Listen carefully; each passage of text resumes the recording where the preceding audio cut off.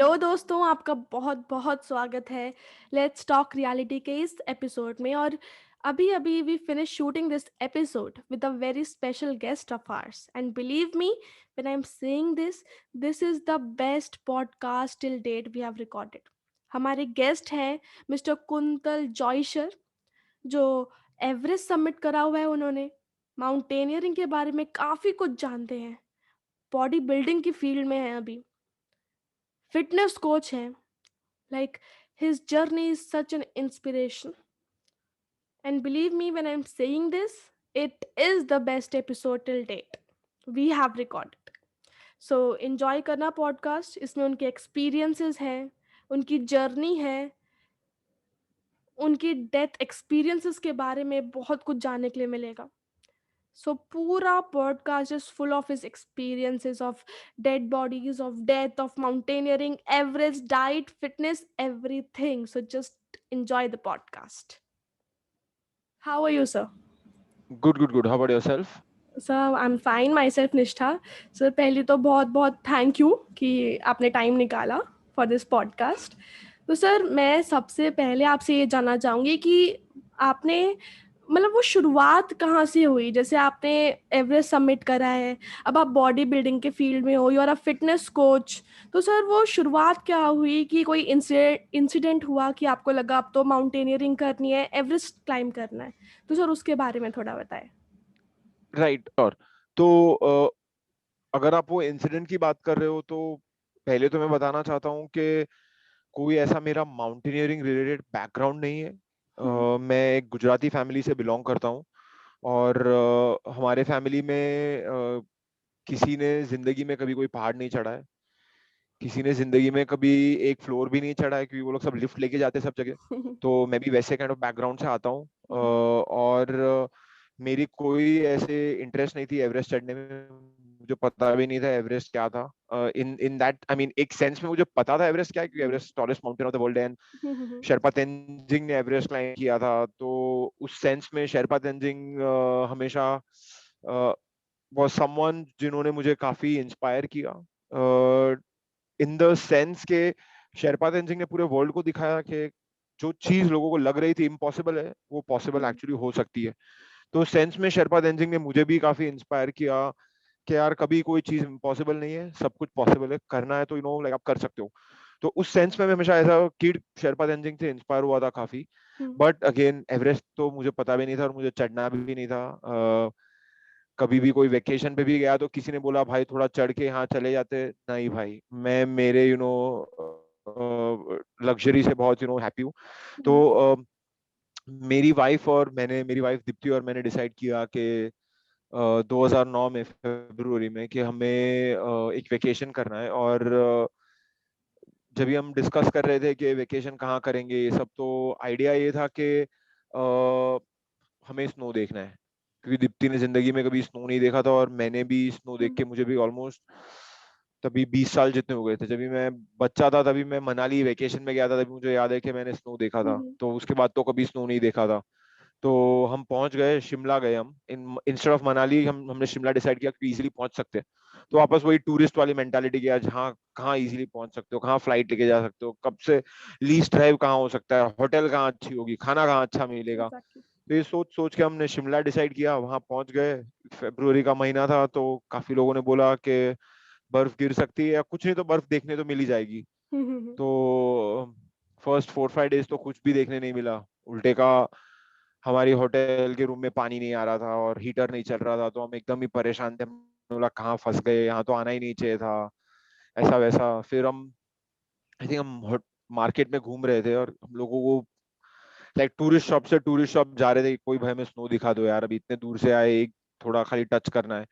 तो I remember हमें actually एक रास्ते पे ड्राइवर मिला और वो ड्राइवर ने हमें बोला मैं आपको स्नो दिखाऊंगा।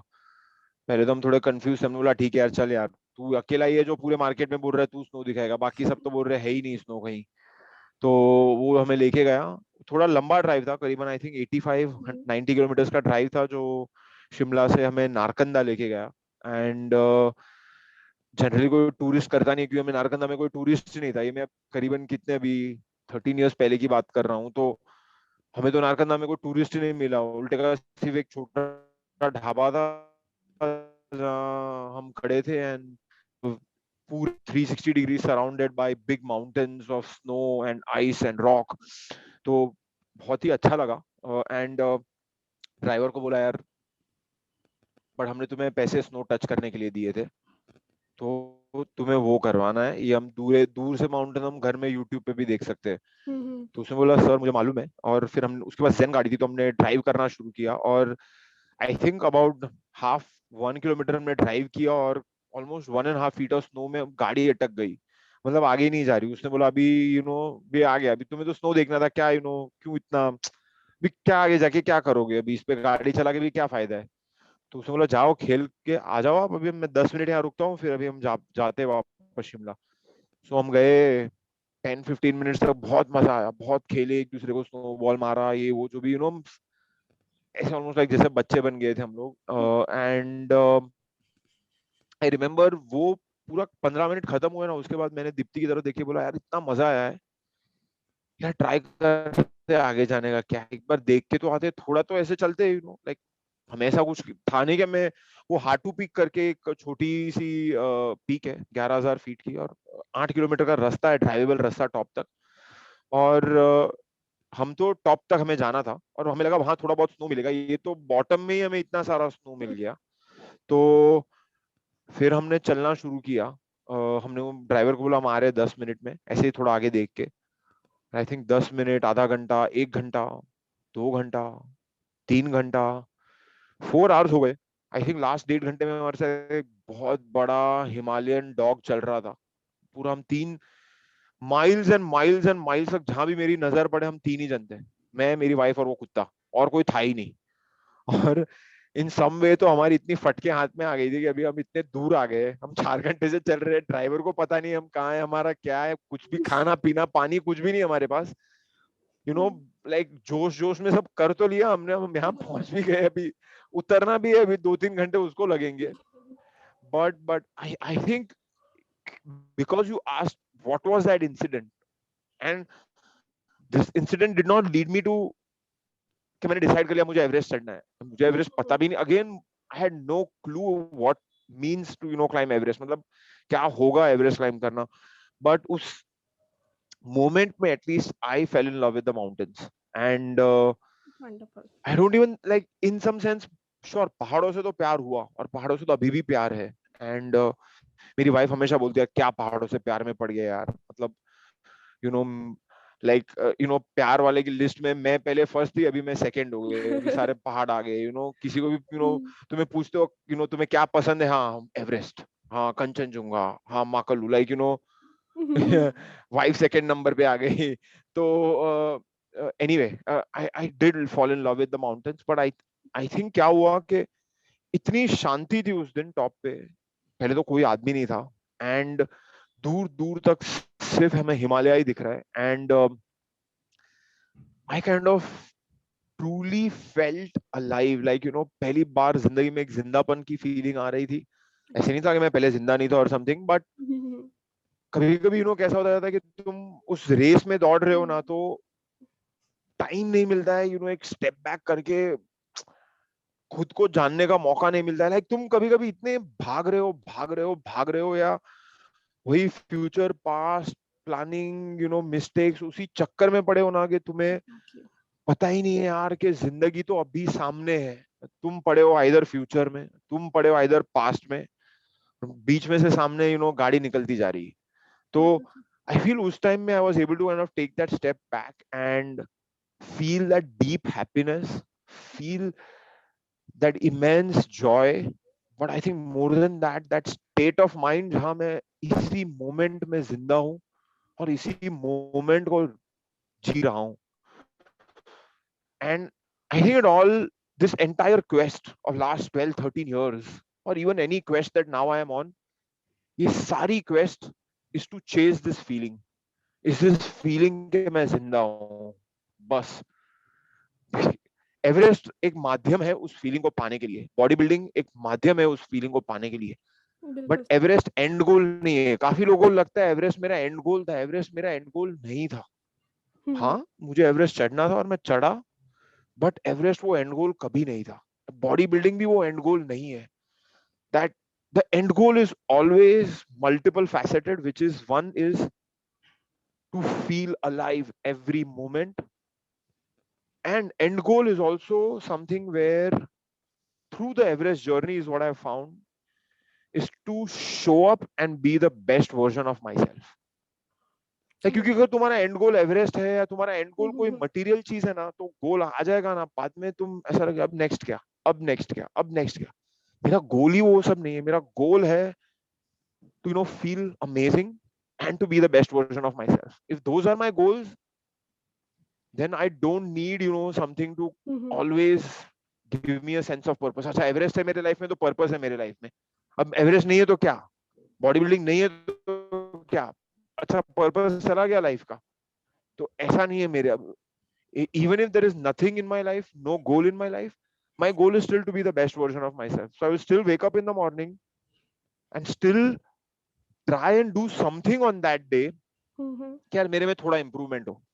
और अगर नहीं हुआ और थोड़ा पीछे भी गया तो ठीक है यार, बट गोल वही है। सुबह उठ के So, फोकस वही है कि mhm. यार आज रात तक कुछ तो करना है जिससे मेरे में थोड़ा बहुत इंप्रूवमेंट हो। और वो ट्राई करते करते नहीं हुआ इंप्रूवमेंट, उल्टे का पीछे गया, तो ठीक है यार अगले दिन वापस ट्राई करूंगा। अभी वैसा नहीं है, क्योंकि पहले बहुत मैं गोल ड्रिवन था। एवरेस्ट है जिंदगी में, बॉडी बिल्डिंग है जिंदगी में, या और कुछ लाइक लेके आए, ऐसा कॉन्स्टेंटली तुम कुछ सामने रख रहे हो जो तुम्हें ड्राइव कर रहा है। बट इस 12-13 साल में और पेंडेमिक ने एक चीज सिखा दी है कि आई थिंक वैसे गोल ड्रिवन होना एटलीस्ट मेरे कॉन्टेक्स्ट में मुझे ठीक नहीं लग रहा था। So I Mhm. had to kind of take a step back and revisit my thought process, and that's where I am now. And I will always be, thankful to that trip to Shimla, where I discovered that I think Beautiful. living in the present gives me Mhm. immense, joy and happiness. And while happiness is not permanent, happiness is always temporary. Sadness is also temporary. All these are just emotions; they are going to come and go. But यार अगर वो state of mind में जितनी बार भी पा सकता हूँ और जर्नीज पे जा सकता हूँ, तो आई थिंक मेरे लिए वो बहुत इंपॉर्टेंट है। तो मेरे कॉन्टेक्स्ट में it may not apply to everyone. Mhm. अगर अगर किसी के कॉन्टेक्स्ट में अप्लाई हो रहा है, किसी को लग रहा है ये करना चाहिए, दे कैन ट्राई इट। मैं ऐसे कोई यहाँ बैठ के नहीं बोलने वाला हूँ अपना this is it, this is the Mhm. And all be all of everything, like ऐसी जिंदगी जीनी है Mhm. यार। एक ही वे नहीं है ना, हम करोड़ों लोग ये वर्ल्ड में, और हम सब एक एक यूनिक पीस है। तो हर पर्सन की एक जर्नी यूनिक होने वाली है। एक दूसरे से सीख के हम अलग Mhm. अलग चीजें कर सकते हैं, अपने लाइफ में लेके आ सकते हैं। बट ऐसा नहीं है कि दिस इज इट, यही बिल्कुल करना है, सर। अपने पैशन को फॉलो करो। जो भी तुम्हें जो करना है तुम कर सकते हो। हम्म। तुम्हारी लाइफ है, तुम्हारी चॉइस है। एग्जैक्टली सर, जो आपका जो आप कह रहे हैं ना, आपके पास गोल नहीं है, शायद ये नेवर एंडिंग गोल है, क्योंकि इस जो राइट। फीलिंग इससे और मिलती ऐसा ही है। गोल होना चाहिए, राइट। एग्जैक्टली मेरे सर, हिसाब से। बिल्कुल। I feel the same way sir, क्योंकि हैप्पीनेस जो मिले, एक ऐसा पॉइंट आता है कि हमें लगता है कि हम उस मोमेंट में हैं, और वो जो मोमेंट होता है ना, वो प्राइसलेस बन जाता है। और शायद उस भाग दौड़ में आपने सही कहा कि हम वो मतलब छोड़ देते हैं, हम सोचना छोड़ देते हैं, बट जब वो कुछ मोमेंट मिलते हैं तो वो प्राइसलेस बन जाते हैं। बिल्कुल सही कहा सर आपने। तो सर, इस जर्नी से पहले जो आपकी लाइफ थी, डिसीजन से पहले की लाइफ थी, वो क्या थी? एज आई सेड के मैं गुजराती फैमिली से बिलोंग करता हूँ, और मैं एक सॉफ्टवेयर इंजीनियर था। ओके। एंड उस ट्रिप पे जब भी हम 2009 में, I was the director of India operations of Los Angeles based company. हमने हम्म। एक 15,000 स्क्वायर फीट की ऑफिस ली थी, हम्म। और हम उसको बना रहे थे, और हमने करीबन 40 एम्प्लॉय हायर किए थे मुंबई में, और मैं उस कंपनी को रन करता था। लाइफ काफी अच्छी चल रही थी। I am passionate technologist also, क्योंकि मैं टेक्नोलॉजी वर्ल्ड से बिलोंग करता हूँ। तो दैट्स मुझे ग्रेट। याद है मैं 8th स्टैंडर्ड में था 1993 में, तभी मैंने मेरा फर्स्ट पीस ऑफ कोड लिखा था। एंड मैं तभी से टेक्नोलॉजी के बारे में बहुत पैशनेट हूँ। तो काफी चैलेंजेस थे हमारे इस कंपनी को बनाने के प्रोसेस में, और काफी सारा कुछ सीखना था, क्योंकि मैं सॉफ्टवेयर बैकग्राउंड से, मैं मैनेजमेंट बैकग्राउंड से नहीं हूँ। तो काफी कुछ ऑन द ग्राउंड सीखना पड़ा, हम्म। टीम बनानी पड़ी, सारा कुछ करना पड़ा। एवरीथिंग फ्रॉम बाथरूम कैसे बनाना है, बाथरूम में टाइल कहाँ लगने वाली है, से हमारे यहाँ फायर सिस्टम कैसे चलने वाली है, से हमारा इंटरनेट का सर्वर रूम कैसे होना चाहिए, से हम ये जो 40 एम्प्लॉय को हायर कर रहे हैं वो कैसा स्ट्रक्चर होगा, हमें कैसे सब करना है सब। तो काफी कुछ सीखना पड़ा था, तो काफी चैलेंजेस है, काफी मजा आ रहा था। No complaints in that sense. Alright. कोई ऐसे क्राइसिस नहीं थी, कोई ऐसे mid life quarter life crisis नहीं चल रही थी जिसका हमें कुछ सोल्यूशन ढूंढने शिमला चला गया था। शिमला हमारा सिर्फ वेकेशन करने गए थे हम। लाइफ ने यू टर्न ले लिया, वो बात अलग है। हाँ। बट हाँ, लाइफ काफी अच्छी चल रही थी। एंड या I mean I didn't have any fitness goals, और I didn't have any of those goals. तो काफी अनहेल्दी था उस सेंस में। मैंने कभी अपने हेल्थ पे ज्यादा फोकस नहीं किया। आई थिंक जब भी शिमला गए थे तभी तो मैं 100% अराउंड 900 होऊंगा, या मे बी 100 से भी ज्यादा केजीज होऊंगा। सो ऐसे लाइक लाइक उस सेंस में बोल रहा हूँ कि एवरेस्ट क्लाइम करना तो दूर की बात है, ये शिमला वाली भी हिल कैसे चढ़ गए अभी मुझे पता नहीं है। मुझे अभी भी, मैं सोचता हूँ ना उस टाइम के बारे में, तो मुझे याद है कि मैं चल रहा था तो ऐसे हाफ रहा था कि मेरी वाइफ डर गई थी, तुम्हें हार्ट अटैक वाटैक नहीं आ जाएगा ना इधर, ना चल रहे हो इतने अनफिट, चप्पल वप्पल पहन के थे, टी शर्ट जीन्स पहन के हम हिमालय में ट्रैकिंग कर रहे हैं। तो so you can see the background, तो वैसा कोई बैकग्राउंड नहीं था, and it was all shear coincidence कि मुझे मेरी जिंदगी का एवरेस्ट मिल गया। अदरवाइज जिंदगी भर तुम ढूंढते रह जाते हो, तुम्हें अपना एवरेस्ट नहीं मिलता है बिल्कुल। कभी कभी। एग्जैक्टली तो sir. In that sense I feel very lucky, and I you know कि मुझे मेरा एवरेस्ट मिला। बिल्कुल सर। तो सर अगर हम एवरेस्ट की बात करें तो वो प्रोसीजर क्या होता है, वो बजट क्या होता है, और हेल्थ रिक्वायरमेंट्स क्या-क्या होती हैं कि जितनी भी एडवर्स कंडीशन में आप एक स्टेट अपनी बना लो कि बॉडी को इफ़ेक्ट तो होगा ही, पर वैसे राइट। ना हो कि आप बिल्कुल अनहेल्दी हो, तो वो फिटनेस स्टेट क्या होती है, और बजट और थोड़ा प्रोसीजर के बारे में अगर आप बताएँ तो? सी मेरे हिसाब से तो कि अगर किसी को एवरेस्ट चढ़ना है, या हुँ, किसी हुँ। किसी का एस्पिरेशन है कि ये सब करना, हुँ, हुँ। तो I think you should do everything under your power and under your control hmm, to set yourself up for best success possible. हुँ। मतलब जो बन सकता है तुम्हारे से करो, जितना ट्रेनिंग कर सकते हो उतना ट्रेनिंग करो। कभी कभी लोगों को लगता है कि यार क्या मैंने ज्यादा कर लिया है, ऐसा हो ही नहीं सकता है। बिल्कुल। हुँ। ठीक है, अगर तुम्हें लग रहा है तुमने ज्यादा किया तो और ज्यादा करो। हुँ, हुँ, हुँ। ट्रेनिंग लाइक फॉर एग्जांपल, मैं एवरेस्ट के लिए जब लोगों को मैं जब भी समझाता हूँ तो सिंपल वे में 3 चीजों का काफी फोकस है इसमें। पहली है योर फिजिकल फिटनेस, दूसरा है the amount of skill you have hmm, in terms of knowledge, या स्किल ले लो, या लाइक तुमने क्या पढ़ाई की है इस फील्ड के बारे में। अगर तुम डॉक्टर बनने वाले हो तो तुम लाइक सर्जन बनने वाले हो तो तुम पहले सर्जरी हुँ। सीखोगे, सब करोगे, पूरा एक प्रोसेस थ्रू जाओगे। आज एग्ज़ैक्टली। आज तुम्हारे हाथ पैर टूट गए तो तुम थोड़ी यूट्यूब वाले डॉक्टर के पास जाने वाले हो। आई हुँ, हुँ। मीन तुम रियल डॉक्टर के बिल्कुल, पास ही बिल्कुल। जाओगे ना। हुँ। तो वैसे अगर तुम्हें माउंटेनियर या पर्वतारोही बनना है तो तुम्हें उसकी ट्रेनिंग लेना जरूरी है, वो हुँ, स्किल सीखना जरूरी है, so hmm, that you are a safe and a reliable mountaineer. और तीसरी चीज है कि तुम्हारा मेंटल फिटनेस होना बहुत जरूरी है, उस पर थोड़ा फोकस करना जरूरी है। तो ये 3 चीजों का मिश्रण है। And in terms of physical fitness अभी अगर मैं ज्यादा डिटेल में नहीं जाने वाला हूँ, बट हुँ, हुँ, जो जो भी तुम्हें एक्टिविटी अच्छी लग रही है, जैसे मैं एक एक्टिविटी का ब्रेक डाउन देता हूँ कि जैसे हुआ रनिंग करना, या हुँ, जैसे हुआ साइकिलिंग करना, या जैसे हुआ स्विमिंग करना, या जैसे हुआ पहाड़ चढ़ना, या फिर अगर तुम सिटी में रह रहे हो तो जैसे अगर तुम्हारी कोई लंबी बिल्डिंग में रह रहे हो तो उसमें स्टेयर क्लाइंबिंग करना। हुँ, ये हुँ, सारी काफी एक एक सेंट्रल एक्टिविटीज हो गई जिसमें से तुम एक या दो एक्टिविटी चूज करके कर सकते हो। हुँ, फिर हुँ, तुम्हारी बॉडी में तुम्हें मसल का भी काफी ज्यादा ध्यान रखना है और मसल पे फोकस करना है। तो उसके लिए तुम्हें स्ट्रेंथ या रेजिस्टेंस ट्रेनिंग करना जरूरी है, जो तुम अपने बॉडी के वेट से ही कर सकते हो। जरूरी नहीं है कि तुम्हें जिम में जाके वजन उठाने की जरूरत है, बेसिक तुम्हें उस पर फोकस करना है। तो ये 2 चीजें हो गई फिजिकल फिटनेस बनाने के लिए, और ये कोई तुम्हें ओवरनाइट नहीं मिलने वाला है। ठीक है, हुँ, हुँ, इस थ्रू आउट ये पूरे जर्नी, अगर मैं मेंटल फिटनेस की भी बात करूं, स्किल्स की भी बात करूं, फिजिकल फिटनेस की बात करूं, 2 थिंग्स और maybe 3 things are going to drive this: consistency, discipline, hmm, और बहुत सारा पेशेंस।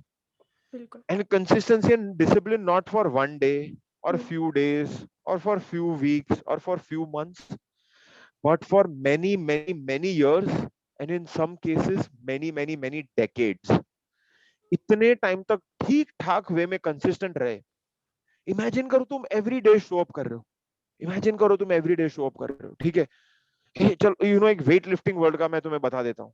हम्म। समझो हफ्ते में 50 हफ्ते, साल में 50 हफ्ते हैं, और तुमने आज शुरू किया 30 किलो उठाना, ठीक है।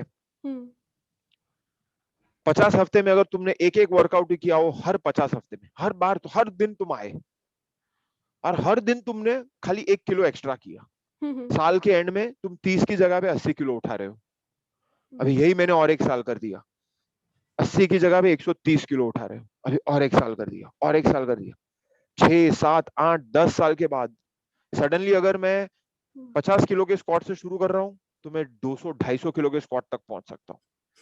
पर अगर तुम कंसिस्टेंट रहे तो, अभी समझो 50 50 हफ्ते तुमने सिर्फ 10 हफ्ते किया उसमें, अब हम्म। तुम सिर्फ 10 किलो उठाओगे साल के एंड तक, 30 से सिर्फ 40 पहुंचे। It is all a ball game of consistency and discipline. If you show up every single day and put in the work, by the end of the year, by the end of 5 years, by the end of 10 years, कहाँ होंगे तुम, सोचो। पर बिल्कुल। लोग है ना, years में सोचने सोच ही नहीं सकते लोग। लोग हमेशा, अरे यार कोई मुझे सप्लीमेंट दिखा दो यार, यार कोई मुझे ऐसा दवा दे दो ना यार, मैं अमेजोन पे खरीद के मैं कल ही मुझे हाफ मैराथन भाग लेना है। हम्म। भला ऐसा कैसे होगा यार, अगर ऐसा कोई दवा मिलता तो सब लेके भागते नहीं क्या हाफ मैराथन, बिल्कुल बिल्कुल। राइट। तो राइट। कंसिस्टेंसी और डिसिप्लिन होना बहुत जरूरी है, और पेशेंस होना बहुत जरूरी है, कि थोड़ा पेशेंस रखो, रिजल्ट आएंगे। काफी लोग यार, 6 महीना किया रिजल्ट नहीं आ रहा है यार, अरे थोड़ा रुको तो सही, तुम्हारे बॉडी को टाइम तो दो। मे बी 1 साल काम करो, बाद में बिल्कुल। शायद रिजल्ट्स दिखेंगे। तो लोगों में पेशेंस भी नहीं है। तो हम्म। फिजिकल फिटनेस बनाना है, एक स्किल्स बनाना है, लाइक तुमने सीखा कि माउंटेनियरिंग कैसे करना है, कोर्स किए, एंड फिर एक्सपीरियंस बनाना है। एक्सपीरियंस के थ्रू तुम्हें मेंटल फिटनेस भी काफी सारा मिलेगा। बिल्कुल सर। अभी फिटनेस बना लिया और स्किल्स भी ले लिया, अभी उसको अप्लाई नहीं करोगे रियल वर्ल्ड में जाके, हम्म। पहाड़ी नहीं चढ़ोगे तुम, घर ही बैठे तुम यूट्यूब के वीडियो देख रहे हो, अरे एवरेस्ट क्या मस्त दिख रहा है, मैं एवरेस्ट जाऊंगा। अरे घर पे बैठ के थोड़ी क्लाइंबिंग होता है, क्लाइंबिंग तो हम्म। क्लाइंबिंग ही करके क्लाइंबिंग होने वाला है, राइट। सो आप गए, आपने स्नो में क्लाइंब किया, आइस में क्लाइंब किया, रॉक में क्लाइंब किया, अंधेरे में क्लाइंब किया, बर्फबारी में क्लाइंब किया, बहुत ही ठंडे वेदर में क्लाइंब किया, बहुत ही हैवी विंड्स में क्लाइंब किया, अलग अलग 5,000 मीटर, 5,500 मीटर, 6,000 मीटर, 6,500 7,000 8,000 मीटर, एक पहाड़ नहीं, 5 पहाड़ नहीं, 10 पहाड़ नहीं, 20 पहाड़ आपने क्लाइंब किए। इमेजिन करो फिजिकल फिटनेस, स्किल और फिर एक्सपीरियंस का जब तीनों का कॉम्बिनेशन होगा, तो आपकी जो तैयारी होगी वो top of the world level की तैयारी होगी। और बिल्कुल। फिर जब आप एवरेस्ट की चढ़ाई शुरू करोगे, तो इतना प्रॉब्लम नहीं होगा। हम्म। एंड अगर बजट की बात करूं तो बजट में एक टाइम एवरेस्ट चढ़ने में करीबन 25 लाख रुपया मिनिमम लगता है। एनीवेयर बिटवीन 25 टू, अगर आपके पास बहुत पैसा पड़ा तो 50 लाख वाली एक्सपीडिशन पे भी जा सकते हो, करोड़ वाले भी एक्सपीडिशन पे जा सकते हो। बट फ्रैंकली स्पीकिंग इतनी लग्जरी की जरूरत नहीं है, अगर आपकी तैयारी बहुत ही सॉलिड है। तो जो बेसिक सिंपल अच्छे टीम के साथ, अच्छे शेरपा के साथ आप 25 लाख वाले एक्सपीडिशन में जा सकते हो। आपकी तैयारी तगड़ी होनी चाहिए, और आप अच्छे से उसमें सक्सीड भी हो सकते हो। इसको छोड़ के जो हम गेयर पहनते हैं, लाइक एवरेस्ट के क्लाइंबिंग के लिए स्पेशलाइज गेयर की जरूरत पड़ती है। जैसे आपका एक सूट होता है, वो सूट पहन लिया, आपके जूते हो गए, स्लीपिंग बैग हो गए, और जो भी ये सारा जो गेयर है, इसकी करीबन 3 से 5 लाख रुपया लगता है। Okay sir. डिपेंडिंग ऑन आप कैसा ब्रांडेड बाय करते हो, आप नेपाल से में भी सेकेंड हैंड बाय करते हो या नॉन ब्रांडेड बाय करते हो, तो वो एक रेंज में पड़ जाता है। और अगर आप ज्यादा तैयारी अगर इंडिया में करते हो, तो आपकी थोड़ी तैयारी चीप में हो सकती है। बट समझो अगर आपने तैयारी सारी की सारी बाहर के पहाड़ों में की, जैसे नेपाल में किया, इवन बाहर के पहाड़ क्लाइंब किया, अमेरिका के पहाड़ या साउथ अमेरिका या यूरोप के पहाड़, तो आपकी तैयारी में भी इजीली 8 10 लाख रुपए, उससे भी ज्यादा खर्चा हो सकता है। सो काफी फाइनेंशियल सपोर्ट की जरूरत है, और या काफी फाइनेंसिस की जरूरत है एवरेस्ट चढ़ने के लिए। तो लोगों को मैं ये भी बोलता हूँ, ये भी ऑलमोस्ट चौथी चीज है। फिजिकली तो तैयार हो गए, मेंटली भी तैयार हो गए, काम भी कर लिया, कोर्स भी कर लिया, सब कर लिया, बट फाइनेंसिस का भी एक बहुत ही तगड़ा चैलेंज है इस पूरे पीस में। तो वो भी काइंड ऑफ ध्यान में रख के आगे बढ़ना है। तो हम्म, हम्म, काफी लोगों को ये भी बोलता हूँ कि ऐसा मत करना कि घर भर गिरवी रख दिया और ये सब करके एवरेस्ट चढ़ने मत जाना, क्योंकि मैंने काफी लोगों को देखा है ये सब करते हुए, एंड फिर उन्हीं लोगों को मैंने काफी टाइम मरते भी देखा है। अभी तुमने पूरा घर गिरवी रख दिया, तुम जाके मर गए उस पहाड़ पे, अभी तुम्हारी फैमिली, सारी की सारी फैमिली जिंदगी भर लोन चुकाती रहेगी और तुम भी मर गए, तो चलो पैसे का तो एक साइड में रखो, बट जो जान का भी लॉस हुआ। तो मैं कभी कभी लोगों को बोलता हूँ तैयारी पूरी, मतलब 500% फोकस आपका तैयारी पे होना चाहिए। और फिर पैसे इकट्ठे हो गए तो ग्रेट, नहीं इकट्ठे हो गए तो ऐसा नहीं है कि Everest does not define you. ठीक है, नहीं लोग बहुत ऐसा, यार मैंने एवरेस्ट नहीं क्लाइम किया तो जिंदगी में मैंने कुछ नहीं किया, ऐसा कुछ नहीं यार। हजारों लाखों पहाड़ है, जाके चढ़ो यार, ऐसा कुछ नहीं। Everest does not define you. Everest नहीं चढ़े तो कोई तुम पर्वतारोही, अच्छे पर्वतारोही नहीं हो, ऐसा नहीं है। ठीक है, अगर कर सकते हो वो फाइनेंसेस सेटअप कर सकते हो और अच्छे वे में कर सकते हो बिना लॉट ऑफ स्ट्रेस और वो सब, तो जाके करो एवरेस्ट। एटलीस्ट मेरे हिसाब से तो ये काइंड ऑफ ये मेरी रिकमेंडेशन है। बाकी तो हर जन की अलग जर्नी होगी, उनकी इंडिविजुअल जर्नी होगी, एब्सोल्युटली। जैसे वो कर सके। तो सर अब मैंने पढ़ा था कि 2015 में एक बहुत ही आपके साथ इंसिडेंट हुआ था, एवलांच इंसिडेंट। तो सर उसके बारे में बताइए कि वो क्या एक्सपीरियंस था आपकी लाइफ का। तो 25 अप्रैल की बात है और हम्म, हम बेस कैंप पे थे, और करीबन 11:55 हुए थे मॉर्निंग के।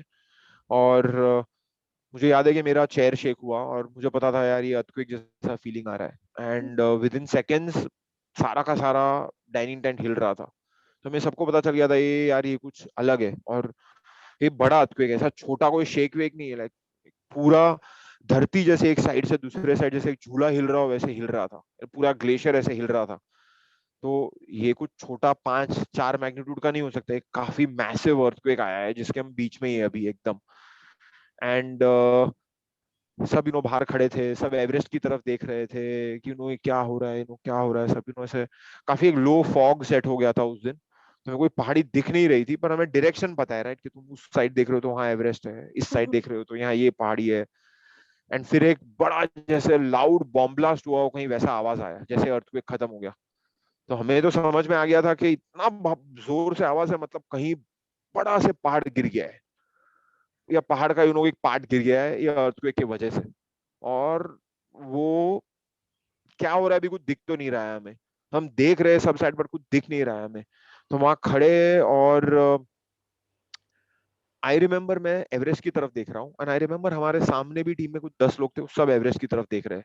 हम्म, अभी अचानक से मैं देखा कि 2-3 लोग मुड़े हमारी तरफ और फिर अचानक से भागने लगे, ऐसे उन्होंने कोई भूत वूत देख लिया हो। मैं सोच रहा हूँ यार, मुझे लग रहा है कि यार ये पहाड़ एवरेस्ट की तरफ से आ रहा है, या ये एवलांच एवरेस्ट की तरफ से आ रहा है, ये लोग क्यों एवरेस्ट की तरफ भाग रहे हैं, कुछ ठीक ठाक नहीं लग रहा। तो मैंने भी देखा, मैं भी पीछे देखता हूँ। जैसे ही पीछे देखा, 3 सेकंड दूर पूरे स्काई में जैसे एक स्नो और आइस का सुनामी आया हो, left of the sky to right of the sky, पूरा स्काई जैसे स्नो आइस से भरा हुआ हो, और हमारी तरफ जैसे पूरा बादल फट गया हो, पर ये आइस वाला बादल, आइस वाला लाइक ऐसे नहीं कि तुम ये 10 मीटर या 20 मीटर का वेव है, ये पूरे आकाश को भर दे ऐसा इतना बड़ा वेव था, और ये हमारी तरफ आ रहा था। एंड उस टाइम में जब भी मैंने तो वो देखा, मैं समझ गया कि ऐसा नहीं कि मैं मरूंगा इसमें, मुझे तो गारंटी है मैं मरूंगा इसमें। तो वहां खड़ा था, एंड मैंने तो मेरी प्रेयर्स भी बोल दी। मैंने बोला चलो यार, अब मरना तो नहीं है, बट मैं कुछ कर नहीं सकता हूँ। जब नेचर ने डिसाइड कर लिया है, ऐसे नेचर ने डिसाइड नहीं किया, नेचर डिसाइड नहीं करता लोगों को मारना, बट हम ऐसे सोचते हैं कि अभी बिल्कुल ये बिल्कुल। ऐसे आ ही गया है तो अभी हम कहाँ भागने वाले हैं। ऐसे नहीं कि मैं लेफ्ट या राइट या कहीं भाग सकता हूँ, कहीं भागने की जगह नहीं है, ये पूरे लाइक सब कुछ उड़ा देने वाला है ये। तो लकीली हम वो डेथ को एस्केप कर गए। मैंने तो गिव अप कर दिया था, मैं तो बचाने का ट्राई भी नहीं कर रहा था अपने आप को, बट लकीली वो जो हम उस एवलांच के थोड़े साइड में थे, क्योंकि 50 फीट दूर जो थोड़े बहुत साइड में दूसरी वाली कैंप साइट थी, उस कैंप साइट में करीबन 5 लोग मर गए, बहुत बुरी तरह से मरे, और काफी लोग बहुत बुरी तरह से जख्मी हुए उस कैंप साइट। 50 फीट मतलब कितना है, रोड क्रॉस करो तो 50 फीट हो गया हो तो उतने दूरी पे जो कैंप था उसमें इतना इतने लोग मरे और हम बच गए। तो in some sense again I feel lucky, and कि एक दूसरा चांस मिला जिंदगी जीने को, कि एक मौका मिला वापस। एंड आई रिमेम्बर के हम मेडिकल टेंट में गए थे एंड डेड बॉडीज लेके आ रहे थे, एंड लोग चल के आ रहे थे जिनके हाथ पैर टूट गए थे, या किसी को सिर पे या मुंह पे पत्थर लग गया था, लाइक बहुत बुरी वे में, लाइक लाइक आपको पूरा बोन्स वोन्स दिखेगा अंदर से, लाइक मांस निकल गया हो, मतलब ऐसे, क्योंकि सब कुछ उड़ के आ रहा था।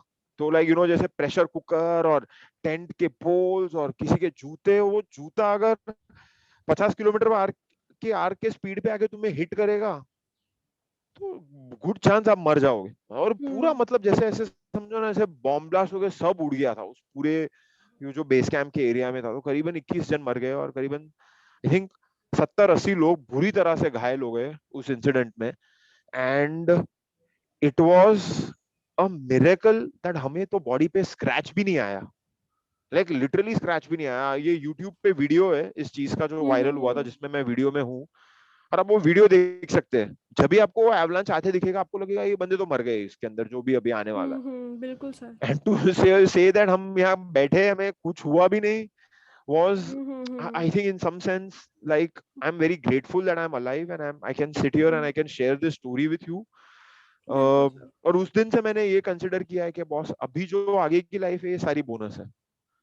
क्योंकि मैंने तो मेरे प्रेयर्स भी बोल दिए थे, मैं तो रेडी था, ओके मुझे मरना नहीं था, please get me, don't get me that, give up कर दिया था, मतलब exactly.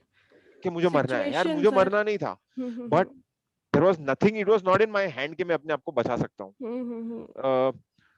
But given the fact that मैं जिंदा हूँ एंड दैट ये मेरी सारी लाइफ बोनस है, मैंने उस दिन डिसाइड किया बॉस, अभी लाइफ में वेस्ट करने का कोई चांस नहीं है। अभी बिल्कुल। यू हैव टू, ये सेकंड चांस मिला है तो अभी इस सेकंड चांस को यूज करना है, एंड जितना हो सके इस लाइफ को जीना है। Again I am not like sitting here and telling everyone कि तुम अपने पैशन को फॉलो करो, सब कुछ छोड़ छाड़ के सब कुछ करो। मैं वो इन्फ्लुएंसर नहीं हूँ जो ये सब बोलने वाला है, ठीक है। हर पर्सन की लाइफ अलग है, हर पर्सन की बिल्कुल। लाइफ के कॉम्प्लेक्सिटीज अलग है, उनकी सिचुएशन अलग है। तो sitting here and telling things like कि यार तुम अपनी लाइफ को वेस्ट कर रहे हो, ये सब कभी कभी मैं बोल देता हूँ ऐसी सारी चीजें कि अगर तुम अपने पैशन को फॉलो नहीं कर रहे हो तो तुम अपनी लाइफ को वेस्ट कर रहे हो। I think that is also overlooking के यार हर जन की लाइफ की सिचुएशन बहुत ही डिफरेंट है। बिल्कुल बिल्कुल। अगर तुम प्रिविलेज बंदे हो और तुम्हारे पास अपॉर्चुनिटीज है और फिर तुम वो अपॉर्चुनिटीज को वेस्ट कर रहे हो, तो आई थिंक ठीक बात नहीं है। क्योंकि यार वर्ल्ड ओवर करोड़ों लोग हैं जिनके पास तो यार प्रिविलेज भी नहीं है, और जिनके बिल्कुल लिए तो सर। यार अगला मील कहाँ से आने वाला इज अ बिग चैलेंज। हम्म। तो एवरेस्ट चढ़ने का तो ड्रीम हो ही नहीं सकता है उनका, उनके लिए तो यार अगला मील कहाँ से आएगा, मिल। वही उनकी स्ट्रगल बिल्कुल। है रोज की। एग्जैक्टली तो सर। उस चीज को ध्यान रखते हुए अगर तुम्हारे पास अपॉर्चुनिटीज है और तुम खाली बैठ के फालतू में वेस्ट कर रहे हो for some shitty reason, for some very trivial reason, तो I think you should probably think about it again. But again मैं किसी को जज नहीं कर रहा हूँ यहाँ बैठ के। एग्जैक्टली। हर जन के स्ट्रगल्स अलग है, हर जन की सिचुएशन अलग है, हर जन का लाइफ अलग है। तो सर एवलांच के बारे में हमने सुना है, पर एवलांच के अलावा और भी चैलेंजेस हैं जो उस रीजन में होते हैं? कोई डिफरेंट चैलेंजेस जो होते हैं, क्योंकि एवलांच इज अ बहुत बड़ा चैलेंज, तो उसके अलावा क्या होता है? See, mostly a lot of it is about bearing the cold and climbing on steeper terrain. हम्म। तो कोल्ड का मेन चैलेंज है, क्योंकि फॉर एग्जांपल जैसे अगर आप देख लोगे तो एवरेस्ट में 28,500 फीट पे पहले तो ऑक्सीजन की जो मात्रा आपके लंग्स में जो आती है is about 30% of what is at sea level, which means that आपका ब्रेन, आपका बॉडी बहुत ही स्लोली फंक्शन कर रहा है। और उस एल्टीट्यूड पे उस ऑक्सीजन में आपको अपने लाइफ और डेथ के रिलेटेड डिसीजंस मेक कर रहे हैं, जबकि आपका ब्रेन चल भी नहीं रहा है ठीक ठाक। उसके ऊपर ठंडी, मतलब माइनस हम्म 35 -40 डिग्री। अब ऑक्सीजन की कमी नहीं थी कि तुम्हें इतनी ठंडी लग रही है। अगर ठंडी इनफ नहीं है तो 100 किलोमीटर पर आवर की विंड्स आ सकती है, 70 किलोमीटर पर आवर की विंड्स आ सकती है, 50 किलोमीटर पर आवर की विंड्स आ सकती है। और अगर यही इनफ नहीं है तो एवरेस्ट का सारा टेरेन खड़ी चढ़ाई है, 40 डिग्री, 45 डिग्री, 50 डिग्री, कहीं कहीं नॉर्थ साइड पे तो, जो चाइनीज साइड है वहां तो 90 डिग्री के एंगल पे एक 40-50 फीट की रॉक की वॉल है जो 28,700 फीट पे आती है। तो चैलेंजेस तो भर भर के है, भर भर के। हम्म जैसे खुम्बू आइसफॉल करके एरिया है नेपाल साइड में, जहां आपको 12 घंटे में भी लगते हैं कभी कभी उसके थ्रू चलने के लिए। उस हम्म एरिया में every step that you take आपको पता नहीं चलेगा कि आपकी मौत कभी होने वाली है। तो there are tons of climbing challenges on the mountain. There are tons of challenges around cold, around oxygen levels, around wind, and हम्म इतने हाइट पे खाना पीना, आपको मन भी नहीं होता है खाने को। अगर आपके ब्रेन को कम ऑक्सीजन मिल रहा है तो आपके डाइजेस्टिव सिस्टम को भी कम ऑक्सीजन मिल रहा है। बिल्कुल तो आप बिल्कुल जो भी खाना खाते हो वो डाइजेस्ट ही नहीं होता है, और बहुत हम्म स्लोली डाइजेस्ट होता है कभी कभी। तो काफी सारे चैलेंजेस है जिसके लिए आपको प्रिपेयर्ड रहना है, हम्म और जिसके लिए आपको ट्रेनिंग भी करनी है। तो वही ट्रेनिंग हम्म आप 5,000 मीटर के माउंटेन पे करते हो, 6,000 मीटर पे माउंटेन, 7,000 मीटर पे करते हो, वहां भी बहुत ही हार्ड है।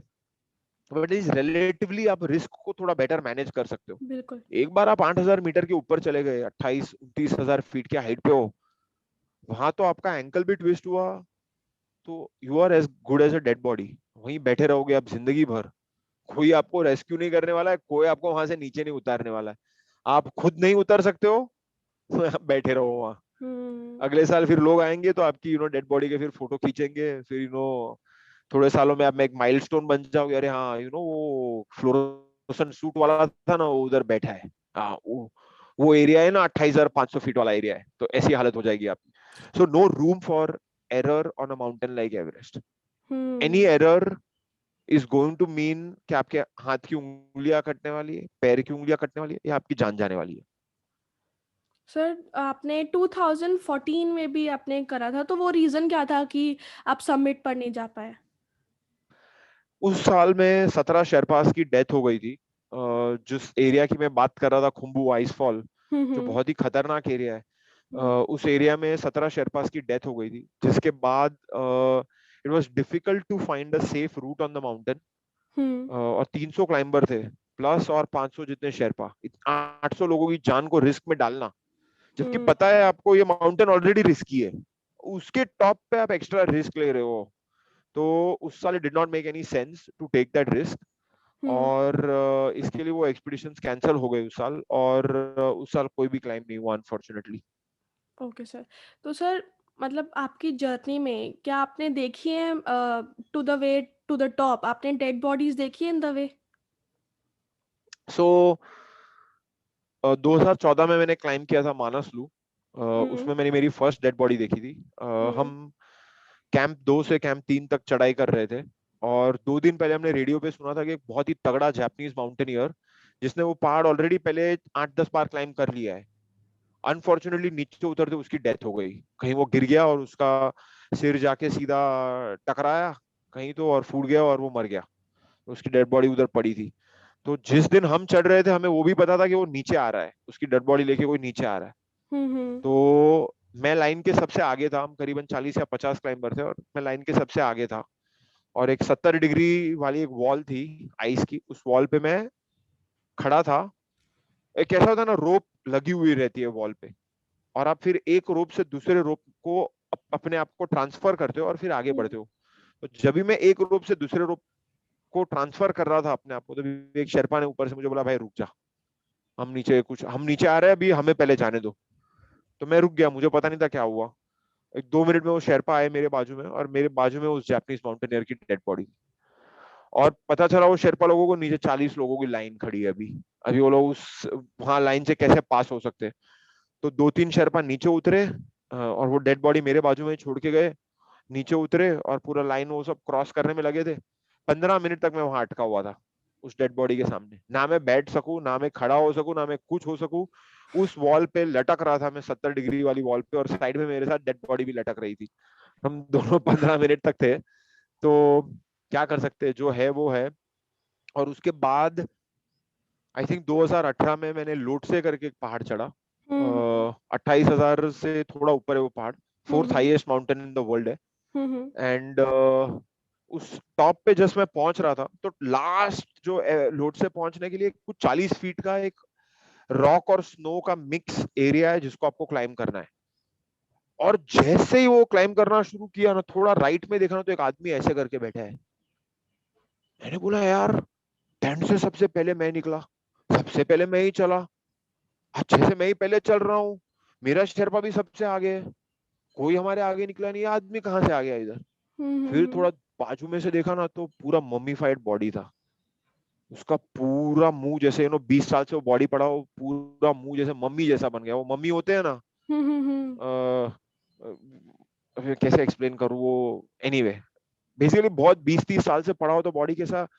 वहां कैसा है ना कि वो एवरेस्ट और ये सब बड़े बड़े माउंटेन को ऐसे समझो कि सारे हाई एल्टीट्यूड रेफ्रिजरेटर है। समझो आपने किसी को दफना दिया जमीन में, तो पूरा बॉडी अंदर के बैक्टीरिया और जो जीव जंतु है वो सब खा जाएंगे उसको, पूरे बोन्स बचेंगे। फिर यहाँ वो पूरा बॉडी इंटैक्ट रहता है 20 साल से, वैसा स्किन भी वैसे ही रहेगा, सिर्फ पूरा ये हो जाएगा, मम्मी जैसा बन जाएगा पूरा वो स्किन। फ्रोज हाँ, पूरा फ्रोजन हो जाएगा। तो वो वहां था वैसे। और वो थोड़ा शॉकिंग था, क्योंकि मैं एंटिसिपेट नहीं कर रहा था, और मुझे पता नहीं था कि वहां डेड बॉडी इतना बाजू में है, लाइक जैसे 10 फीट ही बाजू में वो डेड बॉडी, मुझे जरा भी आइडिया नहीं था। एंड फिर वो क्लाइम कर लिया। फिर 2019 में जब भी मैंने एवरेस्ट की दूसरी बार चढ़ाई की, तभी मुझे याद है कि आई थिंक लास्ट डे में हम करीबन 4 या 5 डेड बॉडी से क्रॉस हुए। फिर तो मैंने देखना ही बंद कर दिया। मैंने बोला ना लेफ्ट देखना है, ना राइट देखना है, ना किसी साइड देखना है, सीधे देखो और चलते रहो।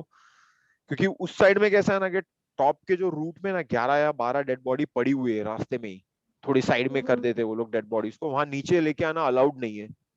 तो डेड बॉडीज अगर कोई मर गया तो वहीं पड़ी रहती है डेड बॉडीज, और वो लोग सिर्फ थोड़ा साइड में कर देते। तो मैंने बोला बॉस, ना मैं साइड में देखने वाला हूँ, ना मैं कहीं देखने वाला हूँ, मैंने सिर्फ सीधे चलते रहना है, रात भर चलते रहना है, टॉप पे पहुंचना है, कोई मिस्टेक नहीं करनी है बस। सो काफी ऐसे एक्सपीरियंसेस हुए डेड बॉडीज देखने के। बट एवरी टाइम मैं डेड बॉडी को देखता हूँ तो मैं अपने आप को एक ही चीज रिमाइंड कराता हूँ, बॉस मेरा ये हाल नहीं होना चाहिए। बस फोकस बना के रखो, मिस्टेक मत करो, ऊपर पहुंचो, और बेस कैंप तक वापस नीचे पहुंचो। फिर जो सेलिब्रेशन करने वो कर सकते हो, उसके पहले कोई हम्म सेलिब्रेशन, उसके पहले 100% फोकस। तो सर जो dead bodies on the way होती हैं, अगर हम एवरेस्ट की बात करें, तो उनका रिमूवल का कोई सिस्टम नहीं होता? जैसे साउथ साइड में है रिमूवल का सिस्टम। साउथ साइड में शेरपास की टीम आती है, और नेपाल साइड की बात कर रहा हूँ, साउथ साइड में शेरपास की टीम आती है और वो डेड बॉडीज को नीचे लेके आती है। हम्म बट नॉर्थ साइड पे अलाउड नहीं है। बट इवन 12, 13, 14 शेरपास लगते एक एक डेड बॉडी को नीचे लेके आने में। And they are working round the clock, all the time, shifts में काम करते हैं। उनकी भी लाइफ रिस्क में डाल रहे हो खाली एक डेड बॉडी को नीचे लेके आने में। तो बिल्कुल। कभी कभी मुझे ऐसा लगता है यार, तो डेड बॉडी है यार, आदमी मर चुका है, अभी मरे हुए आदमी के लिए तुम जिंदा आदमी की लाइफ को रिस्क में क्यों डाल रहे हो। बट अगेन मैं इस चीज में ज्यादा ये डिबेट नहीं करने वाला। Absolutely sir. तो सर जैसे आप ऊपर जब एवरेस्ट पे क्लाइंब कर रहे होते हो, तो सर जैसे चैलेंजेस क्या क्या आते हैं? जैसे आपने बोला ऑक्सीजन की कमी होती है, ठंड बहुत होती है, पर उसके अलावा जैसे जब आप चल रहे होते हो तो फिर क्या ऐसा लगता है कि हर कदम पे वहाँ पे एक चैलेंज होता है? तो वो चैलेंजेस आपने क्या फेस करे? नहीं, जैसे मैंने बोला, जैसे हम्म मेन चैलेंजेस है, जैसे ऑक्सीजन का चैलेंज हो गया, या फिर ठंड का चैलेंज हो गया, या हम्म फिर खाने पीने का चैलेंज हो गया, या फिर हम्म अपने हेल्थ का चैलेंज हो गया, या फिर टेरेन का चैलेंज हो गया। जैसे स्टीप टेरेन है, तो मैं आपको स्टीप टेरेन के बारे में बता रहा था। हम्म 45 डिग्री 50 डिग्री के एंगल में स्नो, आइस, रॉक सब कुछ है। आप ऑक्सीजन लेके चल रहे हो, आपकी लाइफ ऑलरेडी लाइक आधा तो आप चल नहीं पा रहे हो, उसमें आपको चलना है, उसमें आपको पूरा फोकस रखना है ताकि हम से कोई मिस्टेक ना हो जाए। तो उस सेंस में तो काफी ज्यादा कांस्टेंट पूरा path, right from the base camp all the way to the top and back is filled with challenges, challenges of external nature and challenges of internal nature. मतलब आपको खुद के माइंड के साथ भी एक बैटल लड़ना है, क्योंकि माइंड और बॉडी तो कॉन्स्टेंटली बोलते रहेगा चलो भाई अब नीचे जाते, चलो भाई अब नीचे बिल्कुल। जाते, पर आपको कॉन्स्टेंटली बैटल करते रहना कि बॉस मेरा तो ये ड्रीम है, मैंने इसके लिए तैयारी भी अच्छी की है और I am not going to give up. तो वो हम्म। कांस्टेंट बैटल होते रहता है। और तब सारा मेंटल पावर जो आपने 8-10 साल की जर्नी में बनाया है, जो आपने मेंटल फिटनेस की तैयारी की, वो सारा तभी यूज काइंड होता है। काइंड ऑफ काम आता है। जब आप हम्म। फाइनल मोमेंट्स में आप गिव अप करने को रेडी हो, यार बस यार अब नहीं, अब नहीं, इतना बड़ा यार वो 40 फीट वाला वॉल आ गया यार, अब मुझसे नहीं हो रहा है, अब यार चलो घर जाते हैं यहाँ से यार, ऑलरेडी कर लिया है यार एक बार समिट 2016 में, क्या दूसरी बार करने की क्या जरूरत है यार, कौन सा प्रूव करना है मुझे कुछ वर्ल्ड को। माइंड बहुत गेम्स प्ले करता है। अगर आप माइंड को संभाल सकते हो, माइंड में क्लैरिटी रख सकते हो, वहां से फोकस लेके आ सकते हो, तो बॉडी तो माइंड को फॉलो करने वाला है, एटलीस्ट वो लास्ट थोड़े बिट्स के लिए। बॉडी इंपॉर्टेंट है, फिजिकल फिटनेस बहुत ज्यादा इंपॉर्टेंट है, क्योंकि वो लास्ट बिट तक जो आप पहुंचने वाले हो, वो फिजिकल फिटनेस के थ्रू पहुंचने वाले हो। हम्म। पर उसके बाद जो चैलेंज है, वो आपका माइंड ओवरकम करने वाला है। तो तो सर तभी उस बिट्स के लिए आप तय, जो 10 साल की तैयारी है आपकी, वो लास्ट 2 घंटे के लिए कर रहे हो आप। तो सर ये सबमिट होता कितने डेज का है, जैसे डिपेंड वैरी करता है या फिर कुछ मिनिमम आप डेज होते हैं? सी जैसे एवरेस्ट चढ़ने को करीबन 50 दिन भी लग सकते हैं, 55 दिन भी लग सकते हैं, 60 भी दिन लग सकते हैं। इस साल तो लोगों को 65 दिन लगे एवरेस्ट चढ़ने को, क्योंकि इस साल हम्म। वेदर बहुत ही खराब था एवरेस्ट पे। तो बहुत ही ज्यादा लिया सब कुछ, तो लॉट डिपेंड्स ऑन वेदर, कि वेदर हम्म। कभी ओपन होने वाला है, वेदर कैसा होने वाला है। इस बार 2 साइक्लोन आ गए थे, जिन साइक्लोन ने बहुत ज्यादा विंड्स और बर्फबारी की एवरेस्ट पे, और उस टाइम में आप क्लाइंबिंग नहीं कर सकते हो। तो आपको बहुत पेशेंस रखना पड़ता है, और जब भी अच्छा हो जाता है वेदर और आपको पता है कि ठीक ठाक वेदर है, उसमें ही आप क्लाइंबिंग करते हो, ताकि आप अपना रिस्क भी थोड़ा कम कर सको। तो कंप्लीटली डिपेंड्स, बट समझो ना generally anywhere between 50 to 60 days लगते हैं चढ़ाई करने को, और उतना तो बजट करके निकलना ही निकलना है। सर पर काफी डेज हैं ये, 60 डेज ऑन, मतलब बर्फ के बीचों बीच, और रहना भी वहां पे, चढ़ना भी, तो काफी रिस्क और डेंजर दोनों होता है। लाइक हर तो डे, जैसे रात को अगर इफ यू आर स्टे, मतलब वहां पे कैंप में रहते होंगे आई गेस, कैंप राइट, लगाने में। हाँ। तो रात को क्या फीलिंग होती थी कि डे कब आएगा, कब चढ़ाई करेंगे, तो क्या मतलब अच्छे से नींद आती थी या फिर थॉट प्रोसेस चलता रहता था? No for me because I don't have an issue with sleeping hmm. On the mountains. Hmm. और क्योंकि अब इतने सालों से आपने तैयारी की है, तो मेरे लिए तो it's just another day in in the place that I call home. तो मैं हम्म। तो 7:30, 9, 8 बजे तक सो जाता हूँ, और मैं अगले दिन सुबह 7 बजे के पहले उठता नहीं हूँ, जब भी हम बेस कैंप पे होते हैं। हम्म। और अगर ऊपर की कैंप पे है, तो ऊपर की कैंप में तो आपको टाइम काफी मेंटेन करना है, तो कभी कभी आप शाम को 6 बजे सो जाते हो, ताकि आप सुबह के 1 या 2 बजे उठ के चढ़ना शुरू करो। क्योंकि हम कैसा करते हैं, हम अंधेरे में बहुत सारा क्लाइंबिंग करते हैं, ताकि जो स्नो का सिचुएशन हो बहुत ही स्टेबल हो, क्योंकि अंधेरे में और रात में टेम्परेचर थोड़ा ठंडा होता है, हम्म। और स्नो का जो सिचुएशन है वो तो थोड़ा बहुत ज्यादा स्टेबल होता है। तो हम ट्राई करते हैं हम कि काफी हमारा क्लाइंबिंग रात के टाइम में हो जाए, कि फिर दोपहर में सन निकलता है, थोड़ी चीजें थोड़ी पिघलना शुरू होती है, कभी कभी थोड़ी हम्म। रिस्की ज्यादा हो जाता है। तो जनरली हम हमारा सारा क्लाइंबिंग रात में करना की की ट्राई करते हैं, तो उस हिसाब से। बट ये तो सारे इतने सालों की ट्रेनिंग की है, तो ऐसा कुछ नहीं है कि नींद नहीं आती है, थॉट प्रोसेस चल रहा हम्म। है। जब भी आप 10-12 साल से कोई चीज कर रहे हो, तो वो कुछ मतलब डिफरेंट नहीं है। मेरे लिए तो बिल्कुल वही है, बिल्कुल। वहां जाना है। एग्जैक्टली। और मैं स्लीप को एक रिकवरी की तरह यूज करता हूँ, कि तुम्हारी बॉडी ने दिन भर में 8-10 घंटे चलना किया है, हम्म। बहुत वेर एंड टेयर हुआ है, तो 10-12 घंटे की स्लीप भी इंपॉर्टेंट है, माइंड के हम्म। लिए भी और बॉडी के लिए भी। और आप अच्छे से सोते हो, अच्छे से खाना खाते हो, अपने आप को टेक केयर करते हो, वे यही सारी चीजें आपको फाइनली लास्ट दिन पे काम आती है, जब भी आप टॉप हम्म। पे पहुंचते हो तभी। तो सर मतलब जब आप एवरेस्ट क्लाइंब कर रहे थे, जब सबमिट होने वाला था, तो पूरे एवरेस्ट का ऐसा कौन सा पार्ट होता है जो सबसे ज़्यादा चैलेंजिंग, सबसे ज़्यादा डिफिकल्ट और सबसे ज़्यादा रिस्की होता है? वो पार्ट कौन सा होता है एवरेस्ट का? सी अगर नॉर्थ साइड की बात करूँ, चाइनीज हम्म साइड, जहां से मैंने 2019 में क्लाइंब किया, तो जो मैं हम्म कॉन्स्टेंटली बता रहा हूँ कि वो एक 40 फीट वाली वॉल आती है। तो हम्म उस 40 फीट की वॉल का नाम सेकंड स्टेप है, और वो पूरी रॉक की एक बड़ी वॉल है जो हम्म 28,700 फीट पे आती है। अभी तब तक क्लाइंबिंग काफी ठीक ठाक चल रहा होता था, आई वुड नो, टेरेन काफी चैलेंजिंग है, हम्म काफी अच्छा खासा चैलेंजिंग है। बट आप कभी कभी 60 डिग्री पे हो, कभी कभी 70 डिग्री के वॉल पे हो, कभी कभी तो आप फ्लैट बिल्कुल। ग्राउंड पे चल रहे हो, और फिर अचानक से वापस एक छोटा वाला पिच आ जाता है, और काफी मिक्स टेरेन। बट जैसे ही आप ये सेकंड स्टेप के बाजू में पहुंचते हो, अचानक से 90 डिग्री का इतना बड़ा वॉल, जैसे 3 फ्लोर का बिल्डिंग आ गया, अभी आपको क्लाइम करना है, हालत मरने जैसी है, और आपको 3 फ्लोर का बिल्डिंग क्लाइम करना है, वो भी ऐसे, लाइक ऐसे नहीं है कि ऐसे या स्टेयरकेस है अंदर कोई, सीधा ऐसे ही हम्म चढ़ना है। तो काफी काफी ज्यादा चैलेंजिंग है मेरे हिसाब से, और काफी लोग वहाँ स्ट्रगल करते हैं। तो मुझे याद है कि मेरे टाइम में वहाँ 3 या 4 क्लाइंबर आगे फंस गए थे, और उन्होंने करीबन हम्म 45 मिनट्स लिए उस पोर्शन को क्रॉस करने में।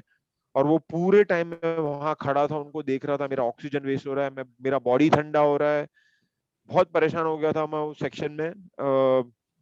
बट ठीक है, ये पार्ट एंड पार्सल है एवरेस्ट के क्लाइंबिंग का, तो हम्म। करना पड़ता है। Okay sir.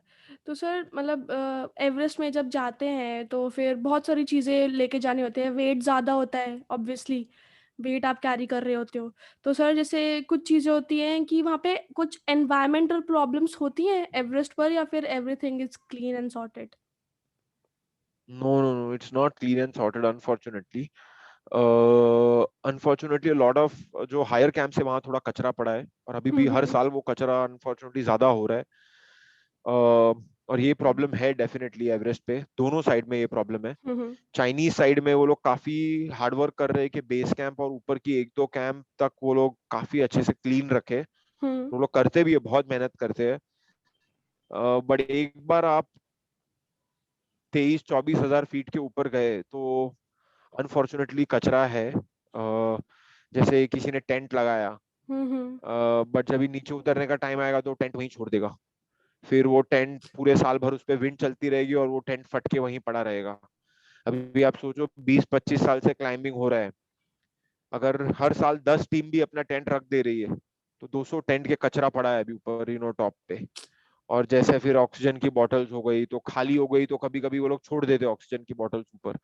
तो ट्राई कर रहे हैं काफी सालों से, अभी ये इसमें काफी अवेयरनेस बढ़ रही है हम्म कि अपना कचरा नीचे लेके आओ, जो भी टेंट्स और वो सब है वो सब वापस रैप अप करके नीचे लेके आओ, ऑक्सीजन की बॉटल्स नीचे लेके आओ। फिर भी छोटा छोटा कचरा तो बच ही जाता है, हम्म बट जितना ओवरऑल बड़ा बड़ा है वो तो हम डेफिनेटली ट्राई कर रहे हैं कि हम नीचे लेके आ सके। उस पर काफी मेहनत चल रही है अभी। हम्म काफी क्लाइंबिंग क्लीनिंग एक्सपीडिशंस होते हैं, जो लोग जाके सिर्फ पहाड़ को क्लीन करते हैं, वो चढ़ते नहीं है, सिर्फ जाके हर कैंप में जाके वो लोग क्लीनिंग कर रहे हैं। तो हम्म काफी एक्सपोजर बढ़ रहा है, अवेयरनेस बढ़ रहा है, और धीरे धीरे मे भी थोड़े सालों में जैसे जैसे अच्छे क्लाइंबर्स भी आएंगे, जैसे जैसे अवेयरनेस भी बढ़ेंगी, तो वो लोग भी जाके डिमांड करेंगे कि नहीं, हमें कचरा ऊपर नहीं छोड़ना है, हमें साथ में नीचे बिल्कुल लेके आना है, बिल्कुल। हम इसके लिए ज्यादा पे करने को रेडी है। तो हम्म। होपफुली इन टाइम क्लाइंबर्स भी बेटर प्रिपेयर्ड जाएंगे, फिजिकली बेटर प्रिपेयर्ड जाएंगे, तो वो लोग अपना कचरा नीचे लेके आ सकते हैं, और एग्जैक्टली। होपफुली थोड़ा बेटर होगा। हम्म। हो रहा है, काफी वर्क चल रहा है इस पे, बट कोई क्लीन एंड क्लियर नहीं है अनफॉर्चुनेटली। तो हम्म बट एटलीस्ट एक, मेरे हिसाब से एटलीस्ट रिकॉग्नाइज किया है कि क्लीन एंड क्लियर नहीं है, और इसको क्लियर करने की जरूरत है, और क्लीन बिल्कुल। करने की जरूरत है, उस पर काम एग्जैक्टली चल सर। रहा है। हम्म। तो सर एवरेस्ट पर सबमिट करने से पहले या फिर किसी भी पहाड़ पे सबमिट करने से पहले कोई फिजिकल टेस्ट होता है? कोई टेस्ट नहीं होता है, सब कुछ आप पे निर्भर है। आप अपनी तैयारी अच्छे से करो, हम्म। और आप रेडी हो, और आपको लग रहा है आपने तैयारी अच्छे से की है, तो आप एक नेपाली एजेंसी को कांटेक्ट करो, उनको पैसा दो, और आप एवरेस्ट चढ़ सकते हो। सर पर ये थोड़ा रिस्की नहीं हो जाता कि इस वजह से हो सकता है कि ज़्यादा डेथ हो, कि लोग अनप्रिपेयर्ड हैं and then they are climbing? अब वो लोगों को समझना चाहिए, राइट? नेपाली ऑपरेटर को तो हम्म कैसा है कि अगर मुझे कोई पैसा दे रहा है तो मैं पैसे को क्यों ना बोलूं। तो ये तो जो क्लाइंबर है उस क्लाइंबर को समझना चाहिए कि अगर मैं एवरेस्ट जैसी चोटी चढ़ने जा रहा हूँ, हम्म तो मेरी तैयारी भी एवरेस्ट जैसी होनी चाहिए। बट अभी वो बिल्कुल। क्लाइंबर में ही वो अंडरस्टैंडिंग नहीं है, तो आप फिर कितना कितना टेस्ट कर लेंगे। मतलब कितना कर सकते हो।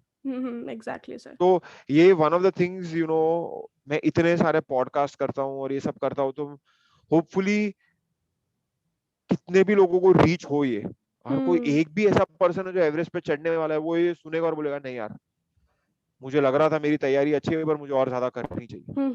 तो ये हमारी विन होगी कि अगर किसी ने भी बिल्कुल। ये देख के बोल दिया यार बॉस मुझे प्रिपेयर ज्यादा अच्छे से करना चाहिए, फिर एवरेस्ट जाना चाहिए। तो ये हम्म मेरा काफी मैं ट्राई करता हूँ कि लोग ये बात समझे कि तैयारी हम्म करके आना is very very not just smart for yourself but rest of the team, for your family members, for everyone involve. Exactly sir. आपकी जितनी तैयारी अच्छी, आप उतना ज्यादा चांसेस जिंदा वापस आओगे और अच्छे से घर जाओगे। बिल्कुल सर। तो sir you are first vegan to submit Everest. तो सर इसका मोटिव क्या था, क्योंकि लोग कहते हैं कि प्रोटीन चाहिए होता है, प्रोटीन रिच डाइट होती है, मतलब ये सब चीज़ें ज़रूरी होती हैं, तो मतलब मोटिव क्या था और आपने क्यों सोचा कि ओके ऐसे जाएंगे। तो मैं वीगन हूँ, मैं 19 साल से वीगन हूँ। ओके। और मैं वीगन एनिमल्स के लिए वीगन हूँ, हम्म क्योंकि मुझे ट्रूली लगता है कि एनिमल्स को हमें मारना नहीं चाहिए, एनिमल्स को हमें हम्म खाना नहीं चाहिए, हम्म और एनिमल्स को हमें पहनना नहीं चाहिए। हम्म ये मैं डेफिनेटली, ये मेरा एक एथिकल स्टैंस है। ओके। तो उसके चलते मैंने डिसाइड किया 2010 में, जब भी मैं एवरेस्ट चढ़ूंगा, कि मैं चढ़ूंगा तो एज अ वीगन चढ़ूंगा, वरना नहीं चढ़ूंगा। तो तभी काफी लोगों ने मुझे बोला कि प्रोटीन खाना जरूरी है, पर उन्होंने ऐसे नहीं बोला कि प्रोटीन खाना जरूरी है, उन्होंने ऐसे हम्म बोला मीट खाना जरूरी है, अंडा खाना जरूरी है, हम्म दूध पीना जरूरी है, चीज खाना जरूरी है। बट मैंने ऐसे सुना कि प्रोटीन खाना जरूरी है, कैल्शियम खाना जरूरी है, फैट्स खाना बिल्कुल। जरूरी है। और आपको protein, calcium, fats, micronutrients, macronutrients, आपको सारा कुछ वीगन डाइट में से इजीली मिल जाएगा। हम्म तो ओके। ये मेरे माइंड में था, और इसके बनते मैंने डिसाइड किया कि मैं ये जर्नी पे जाऊंगा। और मुझे दुनिया को ये भी दिखाना था कि बिना किसी एनिमल को मारे और बिना किसी एनिमल को पहने ये 100% पॉसिबल है। एंड बिल्कुल। मैंने आपको पहले भी मेरा बैकग्राउंड दिखाया, मैं हम्म गुजराती फैमिली से हूँ। मैंने कभी जिंदगी में माउंटेनियरिंग नहीं की है। मैं मुंबई में रहता हूँ, मतलब +40 डिग्रीज में रहता हूँ। हम्म अगर मेरे जैसा बंदा वीगन खाना खाते हुए, अच्छे से ट्रेनिंग करके, अच्छे हम्म से तैयारी करके एवरेस्ट चढ़ सकता है, तो सारे दुनिया में आप, एवरी सिंगल ह्यूमन, उनका कोई भी ड्रीम हो, ये सारे ड्रीम्स बिना एनिमल को खाए और बिना एनिमल को पहने हो सकते हैं अचीव। मैं एवरेस्ट चढ़ सकता हूँ, हम्म तो इस दुनिया का कोई भी पर्सन अपने सारे ड्रीम्स अचीव कर सकता है on a vegan lifestyle. Amazing sir. तो सर जब आप टॉप पर पहुंचे तो आपका राइट। फर्स्ट थॉट क्या था, मतलब वो फीलिंग क्या थी। जब भी टॉप पर पहुंचा, I think one of the biggest feelings was के, आई थिंक दो इमोशन थे। और पहला वाला इमोशन था कि खत्म हो गया यार एवरेस्ट, चलो लाइफ से निकला, अब मैं लाइफ जी सकता हूँ, आगे जिंदगी में मैं बढ़ सकता हूँ, सब कुछ कर सकता हूँ। सो वो मेरा थॉट प्रोसेस था। But I think that was like very temporary feeling. 10-20 second हमने, हाश खत्म यार, चलो पहुंच गए, टॉप दिख रहा है, ग्रेट, अमेजिंग, अब मैं नीचे जा सकता हूँ। Hmm but I think after that I was overcome by some, by the feeling that I have finally made it to the top. ये पूरी जो जर्नी, इतनी सालों की, इतनी मेहनत की, इतने सैक्रिफाइसेस की, हम्म जो इतनी लंबी चौड़ी जर्नी थी, ये फाइनली फिनिश हो गई और अभी मैं टॉप पे हूँ। And I think it was a top of the world feeling in some sense wonderful. के, मतलब इससे इससे बेहतर कुछ नहीं हो सकता है जिंदगी में यार। ये मतलब the pinnacle of my journey, उस पे मैं पहुंच गया हूँ। तो I think it was that feeling. And I think I just sat and enjoyed my time. The view from the top is absolutely beautiful. और बहुत मतलब, घर पे मैंने फोन किया, मेरे पास सैटेलाइट फोन था, तो फोन करके पापा मम्मी को बताया कि मैं टॉप पे पहुंच गया हूँ। And I think it, while those 20 minutes are probably the best 20 minutes of my life, but मैं लोगों को ये भी बताना चाहता हूँ कि 6 साल वाली जो जर्नी थी ना, मैं उस जर्नी के प्यार में पड़ गया। और बहुत इंपॉर्टेंट है कि आप वो जर्नी से प्यार में पड़ो, क्योंकि हम्म। टॉप पे तो आप 20 मिनट रहने वाले हो, फिर तो नीचे उतरना है आपको। पूरी बिल्कुल। जिंदगी भर आप टॉप पे बैठ नहीं सकते हो। तो जो भी ग्रोथ या जो भी मेरे जिंदगी में बदलाव आए या जो भी मैंने सब कुछ पाया है, वो सारा वो 6 साल की जर्नी में मैंने पाया है। हम्म। एंड टॉप तो is always an icing on the cake. अगर मैं टॉप पे नहीं भी बिल्कुल। पहुंचता फिर भी मेरे लिए तो ये फ्रूटफुल जर्नी थी at the end of the day. Hmm. तो सर जब आप नीचे उतर रहे थे तो मैं आपसे ये पूछना चाहूंगी कि चढ़ना ज्यादा डिफिकल्ट होता है या फिर उतरने पे ज्यादा चैलेंजेस आते हैं? दोनों इक्वली चैलेंजिंग है, हम्म। क्योंकि चढ़ना इज लॉन्ग ड्रॉन, बहुत सारे दिन लगते हैं, बहुत सारा हम्म। पेशेंस रखना पड़ता है। हम्म। और उतरना बहुत फास्ट हो जाता है, बट उतरना इज ऑल्सो वेरी क्रूशियल, क्योंकि आपको वापस जिंदा आना है। बिल्कुल। तो हम्म। चढ़ रहे हो तो आपका हम्म। गोल है आपके सामने, आपके पास कुछ ड्राइविंग है, अरे यार मेरा गोल है, एक एड्रेनलिन रश है, एक वो कांस्टेंट टारगेट है, यार मुझे टॉप पे पहुंचना है। एक बार टॉप हम्म। पे पहुंच गए, फिर अब कोई ऐसे नहीं सोचता है कि यार अब बेस कैंप पहुंचना मेरा गोल है, ये मेरे जिंदगी का गोल है। मेरा गोल है, मैं वैसे ही सोचता हूँ। जब भी मैं किसी जर्नी पे जाता हूँ तो मेरा गोल है कि वापस नीचे उतरना, और वो भी वन पीस में उतरना। हम्म। ऊपर पहुंचे तो ग्रेट, नहीं पहुंचे फिर भी ग्रेट, नीचे तो आना ही आना है कैसे भी करके। बट जनरली नीचे आना बहुत डिफिकल्ट होता है, क्योंकि मैंने भी अपने जर्नीज में देखा है कि नीचे आते हो आप बहुत ज्यादा टायर्ड होते हो। 50 डेज तक आप चढ़ रहे हो और फिर वो एक लास्ट दिन में आप उतर रहे हो। 50 डेज का कंबाइंड जो थकान है वो आप पे लगा हुआ है उस दिन में। बहुत डिफिकल्ट है नीचे उतरना, और बहुत फोकस रखना पड़ता है। क्योंकि हम्म। मैंने पहले भी आपको बताया कि एक मिस्टेक मतलब आपकी डेड बॉडी वहीं की वहीं पड़ी रहेगी जिंदगी भर। बिल्कुल। तो you have to be very focused. And I am not going to compare कि कौन सा ज्यादा डिफिकल्ट है, बट दोनों हम्म। दोनों ही डिफिकल्ट है, दोनों ही चैलेंजिंग है। और the end goal should always be to come back down in one piece, hmm. Alive. Exactly. ऊपर पहुंचे तो ग्रेट, नहीं पहुंचे फिर भी ग्रेट, एज मैंने बोला। Hmm. Summit is always the bonus. तो सर आपने मतलब डिफरेंट डिफरेंट चीज़ें देखी हैं, एक्सपीरियंस करी हैं, आपने डेड बॉडीज देखी हैं, आपने खुद सोच लिया था कि अब तो गेम मतलब खत्म है, अब नहीं होने वाला कुछ। तो ये सारे एक्सपीरियंस करने के बाद एक क्या चीज़ थी जो इंटरनली चेंज हुई कि आपको लगा कि अब मैं ये चीज़ मेरे जो अंदर थी ना वो अब कम्प्लीटली चेंज हो गई है, वो चीज़ क्या थी? आई थिंक प्रोबेबली अगर एक चीज ऐसी बताओ जो हम्म। 10 साल की जर्नी में hmm. Slow and steady internalise हुई, hmm. Probably has to be patience. जो मैंने स्टार्टिंग में भी आपको बताया कि एक कंसिस्टेंसी और डिसिप्लिन तो था मेरे में, ऑलवेज था, बहुत पहले से कंसिस्टेंसी। मैं जिस चीज से मुझे प्यार या जिस चीज का मुझे पैशन है, मुझे हार्डवर्क नहीं करना पड़ता है। मुझे सुबह को उठ के अपने आप को बेड में से निकालना नहीं पड़ता, यार आज जिम जाना पड़े, यार आज पहाड़ चढ़ने जाना है। नहीं, मैं उठ जाता हूँ, वो इंटरनली सब कुछ आता है, क्योंकि वो मेरा ड्रीम है, काम मुझे ही करना है मेरे ड्रीम के लिए। हम्म। कोई दूसरा मेरे ड्रीम के लिए काम नहीं करने वाला। बिल्कुल। सो वो तो है, बट एक पेशेंस, आई थिंक थोड़ा पेशेंस की थोड़ी कमी थी, क्योंकि एक ऐसे बैकग्राउंड से आता हूँ जहाँ थोड़ा पेशेंस कभी सीखा नहीं था ऐसे जिंदगी में। हम्म।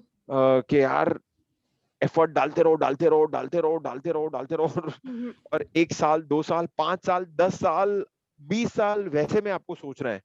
तो पहले मुझे लगता था नहीं यार 6 महीने में ही आ जाना चाहिए रिजल्ट, ये क्या है, इतना टाइम क्यों लग रहा है। But I think over a period of time, जैसे मैं ये जर्नी पे गया और पहाड़ों में से इतना सब कुछ सीखा है। आज गुरु पूर्णिमा भी है, तो एक एग्जैक्टली। माउंटेन्स मेरे बहुत ही बड़े टीचर है। तो एक चीज जो मुझे माउंटेन्स ने सिखाई है वो पेशेंस, क्योंकि जब भी आप पहाड़ में हो तभी माउंटेन्स कंट्रोल करते हैं कि आपका क्या होने वाला है। आपके कंट्रोल में कुछ भी नहीं है। और जैसे ही ये समझ आ गई तो आप में पेशेंस हो, धीरे धीरे धीरे धीरे एक एक्सपीडिशन जैसे जैसे आप हर एक एक्सपीडिशन फिनिश करते जाओगे, वो चाहे 1 दिन का हो चाहे 60 दिन का हो, जैसे ही आप समझ गए कि नेचर लास्ट फुल कंट्रोल में है और आप जरा भी हम्म। कंट्रोल में नहीं हो, तो पेशेंस आपके अंदर धीरे धीरे बनते जाता है बनते जाता है बनते जाता है। और ये ऑनगोइंग जर्नी, ऐसा नहीं है कि अभी मैं फुल्ली पेशेंट हूँ, हाँ अभी जिंदगी भर का पेशेंस आ गया मेरे में। नहीं, अभी भी जब भी मैं पहाड़ में जाता हूँ वो सीखते रहता हूँ, वो चेंज होते रहता है। ऐसे आई डोंट थिंक ऐसी एक चीज कोई है। आई थिंक ये हम्म। ऑनगोइंग प्रोसेस ही रहेगा पूरी जिंदगी के एंड तक। सीखना सीखना सीखना और मिस्टेक्स करना, उसमें से सीखना और आगे बढ़ते रहना, बढ़ते रहना, बढ़ते रहना। तो ये ongoing life never ending process, जैसे हमने स्टार्टिंग में बात की थी। Beautiful sir. तो सर आपने डिफरेंट डिफरेंट पहाड़ क्लाइंब करे हैं, तो उन सबके क्या चैलेंजेस थे जो शायद एवरेस्ट से थोड़े डिफरेंट थे? आई डोंट थिंक ऐसा कोई डिफरेंट चैलेंजेस होते हैं इन पहाड़ पे। आई हम्म थिंक हर पहाड़ अलग होता है, बट अलग हर पहाड़ सेम भी होता है। हम्म चैलेंजेस वही है, ऑक्सीजन के चैलेंजेस है, टेरेन के चैलेंजेस है, आपके पर्सनल हेल्थ के चैलेंजेस है, आपके ट्रेनिंग के चैलेंजेस है, वहाँ क्या होता है, टीम डायनामिक्स कैसे, उसके चैलेंजेस है, वेदर कैसा है वहाँ, उसके चैलेंजेस है। सब at the end of the day हर पहाड़ में सब कुछ सेम ही होता है, बट इन सम वे सब कुछ 100% डिफरेंट भी होता है। हम्म। क्योंकि उस पहाड़, हर पहाड़ अलग है, बट हर पहाड़ सेम है। जैसे मैंने वो बोला, हर मैंने इधर सह्याद्री, जहां मैं रहता हूँ मुंबई के बाजू में जो सह्याद्री है, जहां मैं वन डे वाले ट्रिप्स करता हूँ अपने ट्रेनिंग के लिए, तो कभी कभी तो मैं सेम पहाड़ी 100 बार चढ़ता हूँ, बट हर टाइम जाता हूँ तो एक्सपीरियंस डिफरेंट होता है थोड़ा। कभी यहाँ कोई फ्लावर आ गया, कहीं कहीं लैंडस्लाइड हो गया तो हम्म रास्ता चेंज हो गया, ये हो गया वो हो गया, अलग झाड़ उग गया कहीं, विंटर में गया तो अलग, समर में गया तो अलग, मानसून में गया तो अलग। तो चैलेंजेस हमेशा आते रहते, मतलब हम्म। एट हाई लेवल सब कुछ सेम है, बट उस स्पेसिफिक एक्सपीडिशन में सब कुछ डिफरेंट है। All right sir. तो सर अब आप नेक्स्ट क्या प्लान कर रहे हो, कि आप अपने लिए आप क्या चैलेंज रख रहे हो कि अगले इस साल में मैं अपने लिए ये चैलेंज रख रहा हूँ, या फिर वो चीज़ क्या है, what are you planning next? So फिलहाल जो लेटेस्ट चैलेंज है, hmm that is a combination of multiple sports. Hmm जैसे mountaineering will always be part of my life, will always be part of everything I do, probably for the rest of the life. Hmm And now there is a newer additional challenge, हाँ मुझे body building करना है, हम्म और competitive level body building करना है। तो ऐसे ही नहीं कि हाँ मुझे अच्छा दिखना है, मुझे अच्छे दिखने से कुछ फर्क नहीं पड़ता है आउटर लुक से, मुझे I don't give a shit about outer looks, but hmm body building करना है जिसमें भी माउंटेनियरिंग के काफी सारे कॉन्सेप्ट्स अप्लाई होते हैं। जैसे हम्म कंसिस्टेंसी बहुत जरूरी है, डिसिप्लिन बहुत जरूरी है, पेशेंस रखना बहुत जरूरी है, हार्डवर्क करना बहुत जरूरी है। ये हम्म सारे ट्रेड्स, नेवर गिव अप, ये सारे ट्रेड्स जो मैंने माउंटेनियरिंग के वर्ल्ड में अपने आप में डिस्कवर किए, ये सारे हम्म ट्रेड्स बॉडी बिल्डिंग की भी जर्नी में चाहिए। तो इसके लिए इस इन दो वर्ल्ड में बहुत सारी सिमिलैरिटीज है, पर ये दो वर्ल्ड बहुत ही डिफरेंस है, कोई कनेक्शन नहीं है इन वर्ल्ड का। आज हम्म तक किसी बॉडी बिल्डर ने एवरेस्ट जैसा पहाड़ नहीं चढ़ा है, और आज तक किसी ने जो एवरेस्ट चढ़ा है वो बॉडी बिल्डर नहीं बना है। तो हम्म ऐसी चीज है जो किसी भी ह्यूमन बीइंग ने नहीं की है, बट मुझे करनी है, मुझे ट्राई करनी है एटलीस्ट। सो अगेन मैं ऐसी एक जर्नी पे हूँ जहाँ मैं फाइंड आउट कर रहा हूँ अपने बारे में बहुत ज्यादा, और मेरे लिमिटेशंस में कितना मेरे में पोटेंशियल है, मैं कितना हम्म आगे तक जा सकता हूँ इस इसमें। तो इस जर्नी पे हूँ। अभी तो जस्ट शुरुआत हुई है, बहुत बहुत साल बाकी है अभी तो इस जर्नी में हम्म आगे बढ़ने के लिए। तो अभी सिर्फ शुरुआत है, hopefully may be 4-5, may be 8-10 साल में मुझे पता चलेगा कि मैं कहाँ हूँ, कितने पानी में हूँ, क्या हो सकता है क्या नहीं हो सकता है। बट फिलहाल हम्म तो शुरुआत है और मैं ज्यादा सोचता नहीं हूँ। हम्म। फिलहाल काम करने का टाइम है, तो काम करो और पेशेंस रखो। सही है, परफेक्ट एग्जाम्पल कि लोग कहते हैं ना कि एज सिर्फ नंबर होता है उस चीज़ का, क्योंकि अब इस मतलब लोग सोचते हैं कि अब तो ख़त्म, जो पैशन क्या करना, मतलब ये जो चल रहा है वो रूटीन फॉलो करते हैं, but you are the perfect example जो ये प्रूव करता है कि नो मैटर व्हाट, पैशन को फॉलो करने की कोई एज नहीं होती। तो सर अब मैं 100% अग्री करता हूँ। एंड लोगों को ये भी बोलना चाहता हूँ कि बिलीव मी, कभी कभी मुझे लगता है अगर मुझे रूटीन लाइफ जीनी पड़ी ना तो मैं पागल हो जाऊंगा मतलब मुझे ऐसा फील होगा। तो there has to be a challenge, there has to be some, again ऐसा आई एम नॉट जजिंग हाँ एनीवन, हाँ but exactly sir. In my case I hmm am someone who enjoys having challenges, and enjoys staying healthy, and enjoys being on this journey. Beautiful sir. So sir last question मैं आपसे ये पूछना चाहूँगी कि अभी तक के आपके एक्सपीरियंस में आप वो एक क्या मैसेज हैं जो देना चाहेंगे यंगस्टर्स को या किसी को भी, और दूसरा जो माउंटेनियरिंग करना चाहते हैं उनके लिए एक क्या मैसेज देना चाहेंगे? I think the message is very clear, जो मैं हर मतलब एवरी पॉडकास्ट में मैंने ये शेयर किया है इसके। मैं 2 बार गया एवरेस्ट। हम्म। ऑलमोस्ट 40 लोग मर गए उन एक्सपीडिशंस में। मेरा एक्सपीडिशंस 2 बार कैंसिल हो गए, मैं 2 बार वापस घर आया। बहुत सारे सेल्फ डाउट्स थे। हम्म। बहुत लोगों ने बोला तुमसे नहीं होने वाला है। हर इम्पॉसिबल लुकिंग जर्नी, हर एवरेस्ट जर्नी जो आप लाइफ में लेने वाले हो, उसमें बहुत चैलेंजेस आएंगे, बहुत फेलियर्स होंगे, और ऐसे बहुत लोग मिलेंगे जो बोलने वाले नहीं होने वाला है तुमसे। हम्म। बट मेरा एक ही रिकमेंडेशन है, सबको इग्नोर करो। अगर आपको पता है आपने 100% एफर्ट डाली है उस चीज में, you have done justice to the effort, you have put in the hard work. Hmm. कभी कभी कैसा होता है कि लोग हाँ थोड़ा बहुत ट्राई करते हैं, नहीं हुआ। ऐसे नहीं, आपने अपने दिल से सब कुछ डाल दिया है उस चीज को करने के पीछे। एंड अगर आप ऐसे एक मोमेंट पे हम हो जहां ऑलमोस्ट रेडी हो गिव अप करने के लिए, मैं बोलता हूं, एक लास्ट टाइम और ट्राई मार लो, आप 100% टॉप पे पहुंच जाओगे। तो गिव अप मत करो। ये मेरा काइंड ऑफ एक फाइनल मैसेज होगा सब लोगों से। हम्म। हम्म। क्योंकि काफी लोग लास्ट मोमेंट, ऑलमोस्ट वो अराउंड द कॉर्नर ही उनका समिट है और उन्होंने गिव अप कर दिया। मैंने हम्म। मैंने खुद की जर्नी में 2-3 बार देखा कि around the corner he summit और मैं ऑलमोस्ट गिव अप करने वाला था, but hmm. Just because I continued, मैं पहुंच गया टॉप पे। तो यही मैं लोगों को बोलूंगा कि गिव अप मत करो। लोग तो बोलते रहेंगे, हम्म। यू नो लोगों को सोचो, if you are going to listen to people, ये तो ड्रीम तुम्हारा है, कोई लोग तुम्हारे लिए आके कंप्लीट नहीं कर सकते तुम्हारा ड्रीम। तुमने तुम्हारा हम्म। ड्रीम नहीं किया तो तुम्हारा ही ड्रीम नहीं होगा और तुम्हारी लाइफ के रिग्रेट्स रह जाएंगे। So exactly. अपना ड्रीम है, अपने ड्रीम के लिए काम करो, अपने ड्रीम को गिव अप मत करो और हम्म। लगे रहो उसके पीछे। That will be my message. बिल्कुल sir. Sir thank you so much, like आपसे बात करके एक अलग सी एनर्जी भी फील होती है, और आपके experience, like you were talking, आप अपने एक्सपीरियंस शेयर कर रहे थे और मेरे को वो सारी इमेजेस आ रही थी कि कैसे हुआ होगा, क्या हुआ होगा। So it was so nice talking to you, और ऑल द बेस्ट आपके जो भी आप करना चाहिए, क्योंकि आप हमको इंस्पायर करते हैं, बहुत लोगों को इंस्पायर करते हैं। So all the best sir, and thank you, आपने थैंक टाइम यू सो निकाला। Much. Thank you so thank you. Much sir. Thank you. Thank you thank you. Sir. Have a nice day sir. You too, bye.